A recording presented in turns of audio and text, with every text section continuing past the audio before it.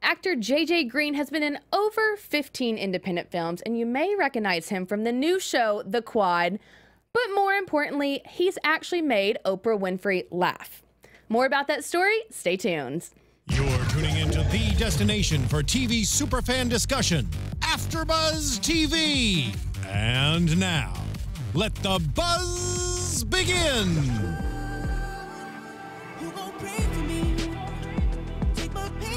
All right, guys, welcome to another mini spotlight. I'm your host, Morgan Willett. You can catch up with me on Twitter at Morgan_Willett. But enough about me. More importantly, I have actor J.J. Green here with me in studio. JJ, how's it going? It's going well. It's going good. Thank you for having me. Of course. Well, before we get started, I know you're all over social media. People want to keep up with you. Where can they find you? I'm on everything at I am JJ Green, IAMJJ, GREEN. I like it. It's IG, easy. Twitter. It's easy to remember. All Easy. one. I'm waiting on Instagram and Twitter to just give me my name, though. I just want it to be at JJ Green. That happened to me too. I have like some 12-year-old girl who has my name. I'm like, I just want my own name. Mine is a lady that's only posted 3 times in the last 4 years. All right, well, we're going to petition and maybe we'll both get our names at the same time. Let's get it done.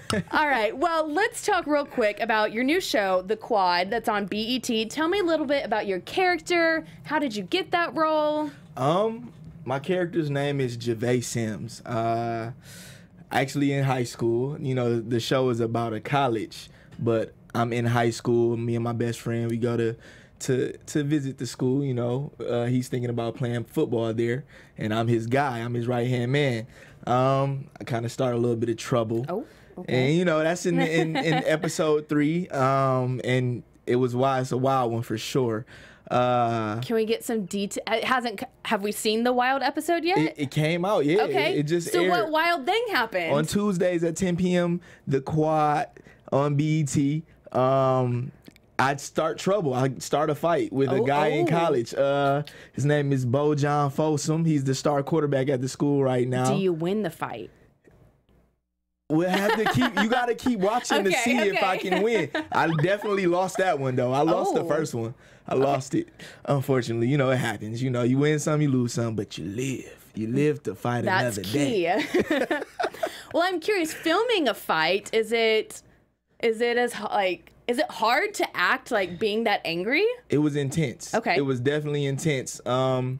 They gave me gray shirt that day. So I went through like 4 gray shirts because I sweat so much. The room was definitely hot.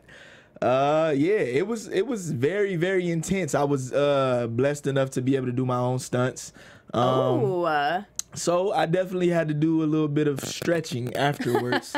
Were you sore? A little bit. Okay. I was definitely a little sore, but you know, it comes with the territory. It's amazing to be able to do it, so. Interesting. So what was it like being on a TV set? So I know you've done movies. Was this your first kind of TV show? No, actually, in the past I did a show called Mercy Street. Okay. That was on PBS. It was a Ridley Scott production. And actually that was very surreal for me. It was, it's a Civil War drama. Okay. And it was super surreal because I'm surrounded by white people and I'm playing a slave and people got guns and I'm looking around. It's actually the first time I genuinely cried on set. Really? Literally dropped a tear in one of my scenes because it was it sounds intense. It was very intense, very surreal. It was nuts. Just looking around like, is this really? I don't know if I could handle it. I couldn't handle being a slave. Right. I would definitely be Nat Turner. That's crazy. So when did this come out? That was a few years ago. Okay. Yeah, it was a few years, like 3 years ago. So you've been around the acting scene for a long time. Oh, I'm in year 9. You know, it takes 10 years to be an overnight success. I'm in year 9. We ready. All right, we're rolling up on year 10. That's good. Big things are happening. Let's pray for it. As long as we keep manifesting, you know. Exactly. Well, how did you get your start in acting? I know you're originally from Flint, Michigan. I am. What made you kind of want to get into this career path? Growing up, I've always wanted to be one of the kids on Nickelodeon or Disney Channel. All that was on Nickelodeon. You know, the place that I come from, you don't really have many of those ends, no opportunities to, you know, and my parents didn't really know too much. I had a good friend of mine, his name is Kendra Berry. He actually joined a competition called Are You All That, where Nickelodeon was looking for a new cast member on the All That show. And he came in like second or third and moved out here. Wow. And jumped into it. And I thought it was so dope. I stuck with sports and theater at the same time. And majored in theater in college. My freshman year, I auditioned for my first film. I bombed. It was terrible. It was like I was on stage. I was in the audition room, like to be or so. It was. I need you to find this tape somewhere. Can we play this? I never want to see it. I never want to see it. It was so bad. But yeah, just classes and grinding and putting my teeth together and gritting them and making sure I got it done. At that time, Michigan had film incentives, tax incentives for film. And I was able to be a part of a production called Real Steel that starred Hugh Jackman, Anthony Mackie, and a few other guys. And that was the one. It wasn't an independent film, but that was the one that showed me, hey, you can do this. You can definitely do this. So just throughout college, I was doing independent film after independent film, and eventually went to Atlanta, had an audition, booked the role, and had to move back to Atlanta. And from there we rolled. And then after here we Atlanta, are, almost 10 years later. Almost 10 years later. Don't make me feel old. Nah, you're in your prime. Well, speaking of growing up in Flint, I know that you're writing and producing something, a movie documentary called Flint 6. A feature. Feature? Oh, okay. Yeah. Well, I am so curious about this. It sounds incredible. So how did that come about? What's next for the feature? What's next is production, actually. When do we think it's gonna? Will we be able to see this? Do we know? I'm hoping, actually, to be honest with you, I'm hoping to go into production, principal photography in April, and then we get everything rolling the way we need to and want to. I'm praying for Sundance. Everybody prays for Sundance, but I'm praying for Sundance, and then we'll roll from there.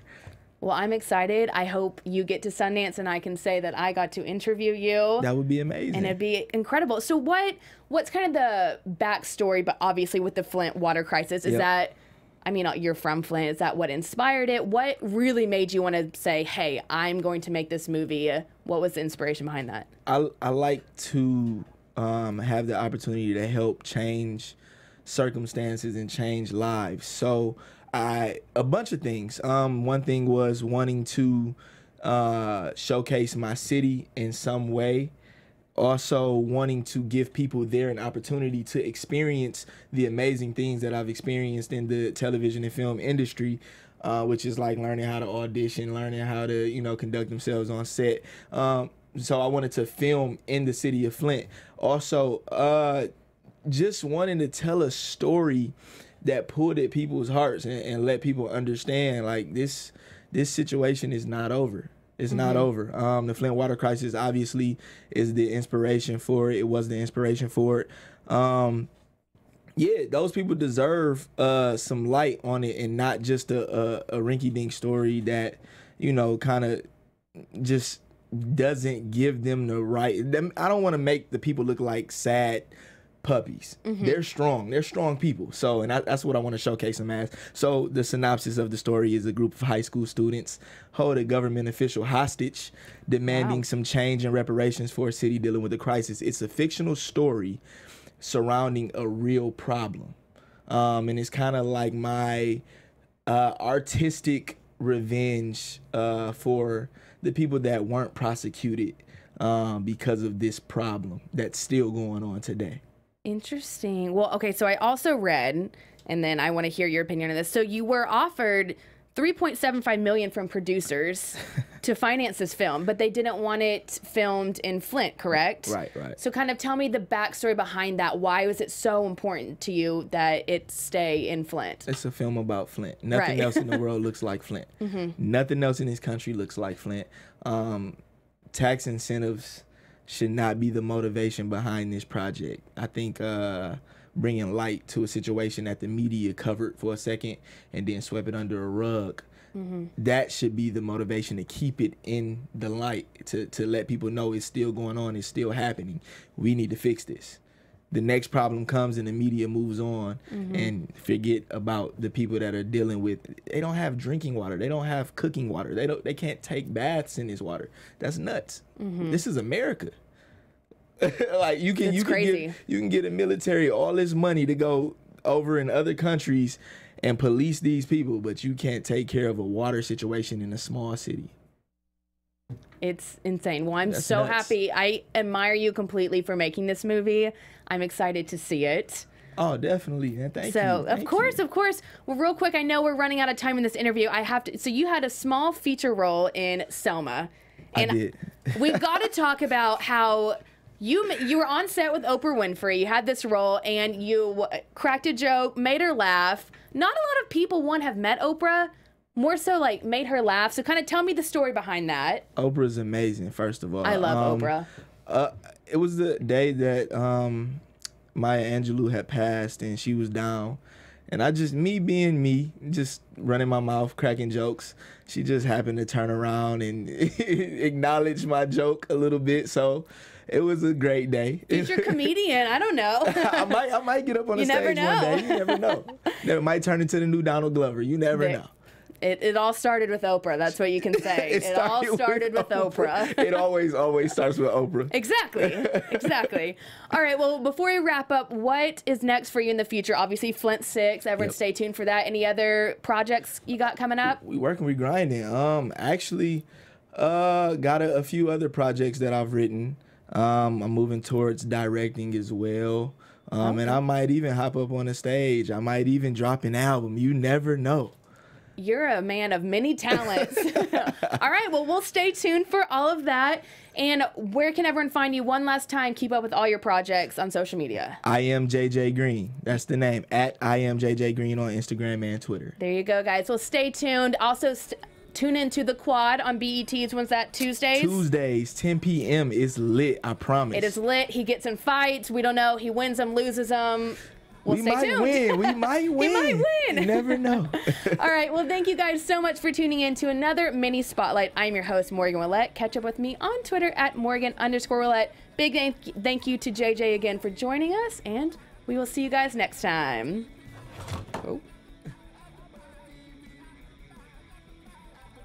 From executive producers Maria Menounos, Keven Undergaro, Phil Svitek, and the entire AfterBuzz TV staff, we would like to thank you for listening to the AfterBuzz TV network. To watch or listen to other after shows and post comments or questions, be sure to visit AfterBuzzTV.com. I'm Sir Richard Wentworth, and this has been a presentation of AfterBuzz TV. Buzz you later. The views expressed herein are those of the hosts only and do not necessarily reflect the views of AfterBuzz TV or its owners or principals.